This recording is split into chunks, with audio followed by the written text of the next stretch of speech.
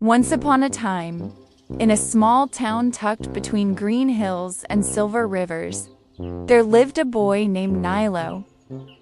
He was about 8 years old, with messy brown hair and curious eyes that always looked toward the sky. Every evening, while other children played or slept, Nilo climbed to the roof of his little house carrying a small wooden box filled with brushes, paints, and dreams. His father worked as a baker. His mother sold flowers, but Nilo had a different gift. He could see faces and shapes in the clouds. To him, the sky was a giant canvas waiting to be filled.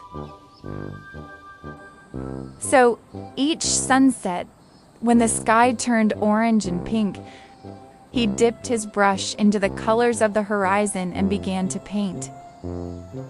Soft strokes became elephants. Swirls became dolphins. Dots became tiny birds.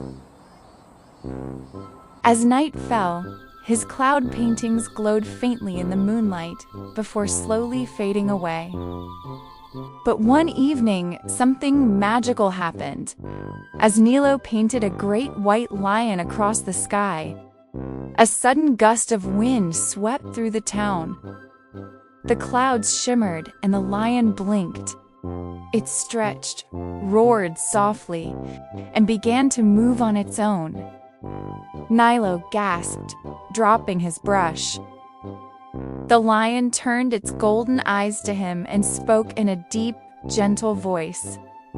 "Painter of clouds, thank you for giving me shape." Nilo's heart raced. "You can talk?" The lion smiled. "Only for one night. Before the dawn, I must return to the sky." The boy's excitement grew. "Then let's make the most of it." And so they leapt from rooftop to rooftop, gliding through the cool evening breeze. Wherever the lion stepped, tiny sparks of starlight scattered behind. They soared above the sleeping town, over rivers that reflected the moon, through valleys where fireflies danced like lanterns. Soon they reached the edge of the forest, where other cloud creatures Nilo had once painted began to awaken. A whale made of mist swimming through the trees, a flock of glowing swans, a giant turtle crawling across the hills. Nilo laughed until his eyes filled with tears. "I never knew dreams could be real." The lion looked at him with kindness. "Dreams are real the moment you believe in them." As the night grew deeper, the stars faded one by one. The lion's body began to dissolve into mist. "The dawn is coming," he said softly. Nilo clutched his brush. "Please don't go." The lion knelt, his voice fading. "Paint again, little artist. Each sunrise is another chance to make the world more beautiful." And with that, he vanished into a wisp of silver cloud, rising toward the morning light. When the sun rose, Nilo stood on his roof, paintbrush trembling in his hand.